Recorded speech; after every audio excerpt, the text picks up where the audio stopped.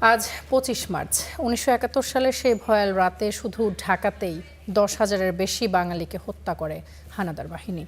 আক্রান্ত হয় ঢাকা বিশ্ববিদ্যালয়, ইপিআর সদর দপ্তর, পিলখানা, পুলিশ লাইনস সহ সব গুরুত্বপূর্ণ দপ্তর। পৈশাচিক সেই হত্যাকাণ্ডের ৫৫ বছর পেরিয়ে গেছে, তবে আজও মেলেনি সেই গণহত্যার আন্তর্জাতিক স্বীকৃতি।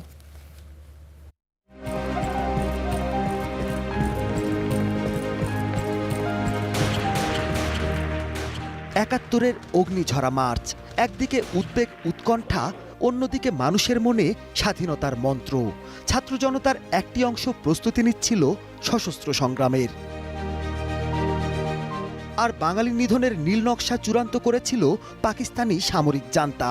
জুলফিকার আলী ভুট্টো, ইয়াহিয়া খান মিলে শুরু করে সংলাপের নাটক। ভেতরে ভেতরে চলছিল বাঙালি গণহত্যার সামরিক প্রস্তুতি। পাকিস্তানি সামরিক বাহিনী শুরু করে বিশ্ব ইতিহাসের এক ঘৃণিত অধ্যায়। রাজধানী ঢাকা সহ দেশের সবগুলো শহরে একযোগে শুরু হয় অপারেশন সার্চলাইট নামে একটি পরিকল্পিত হত্যাযজ্ঞ। আক্রান্ত হয় ঢাকা বিশ্ববিদ্যালয়, ইপিআর সদর দপ্তর, পিলখানা, পুলিশ লাইনস সহ ঢাকার গুরুত্বপূর্ণ দপ্তরগুলো। কালো পাথরে খোদাই করা এই নামগুলো সেই রাতের শহীদের। ইতিহাস তাই এলো ইনোভার, যেন আপনি লাইফে থাকেন রেডি প্রতিদিন। Innova, designed for now. তারা ভেবেছিল যে এই গণহত্যাটা স্টুডেন্ট, জাগ্রত জনতা, এরকম জনতাকে যদি একদিন এক রাত্রে যদি আমরা শেষ করে দিতে পারি, তাহলে তারা মাথা ঝাড়া উঠতে পারবে না। 30, 40, 50 ডেড বডি দেখছি ওখানে। তারপরে আমরা খবর পেয়ে যাই ওখান থেকে তারা অনেক ডেড বডি নিয়ে গেছে ট্রাকে করে। সে রাতে কিছু একটা ঘটতে যাচ্ছে এমনটা আঁচ পেয়ে প্রস্তুতি নিচ্ছিল মুক্তিযোদ্ধারাও।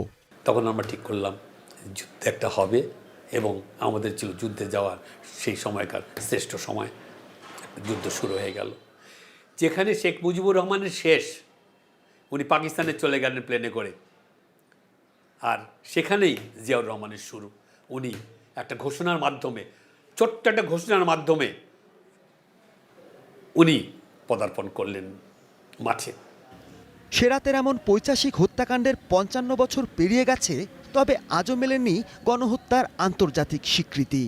যেটি স্বীকৃতি পাওয়া খুবই খুবই দরকার বলে আমি ব্যক্তিগতভাবে একজন মানুষ, একজন শিক্ষক হিসাবে এটি জোর দাবি জানাচ্ছি যেন এই স্বীকৃতিটা আন্তর্জাতিক মহল দেয়। এই ২৫শে মার্চের রাত্রের হত্যাকাণ্ডের যে কোনো বিচার হলো না, এবং পরবর্তীতে মুক্তিযুদ্ধের যে বিকৃত করা হলো মুক্তিযুদ্ধকে, এই পুরোটার জন্যই আমি শেখ মুজিবুর রহমান এবং আওয়ামী লীগকে আমি দায়ী করি। ২৫ মার্চের গণহত্যার স্বীকৃতি আদায়ে বিএনপি সরকার গুরুত্বপূর্ণ ভূমিকা রাখবে আশা সাধারণ মানুষের। Mahmudul Hasan, star news, Dhaka.